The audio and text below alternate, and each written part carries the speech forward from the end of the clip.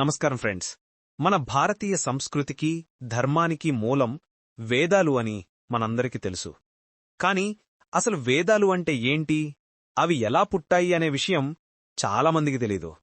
మన సనాతన ధర్మానికి సంబంధించిన ఈ వీడియోకి నేను 1000 లైక్స్ ఎక్స్పెక్ట్ చేస్తున్నాను. కంటెంట్ నచ్చితే ఇప్పుడే లైక్ కొట్టి ఈ జ్ఞానాన్ని నలుగురికి పంచడానికి ఈ వీడియోని తప్పకుండా షేర్ చేయండి. సంస్కృతంలో వేదమంటే జ్ఞానం అని అర్థం. ఇవి ఏ మనిషి రాసినవి కావు. ఋషులు తపస్సులో ఉండగా దైవదత్తంగా వారికి వినిపించినవి. అందుకే వీటిని అపౌరుషేయాలు లేదా శృతులు అని అంటారు. తర్వాత వ్యాసమహర్షి వీటిని ఋగ్వేదం, యజుర్వేదం, సామవేదం మరియు అథర్వణవేదమని 4 భాగాలుగా విభజించారు. ఇంత గొప్ప చరిత్ర ఉన్న మన వేదాల గురించి క్లియర్గా ఒక్కో వీడియోలో తెలుసుకుందాం.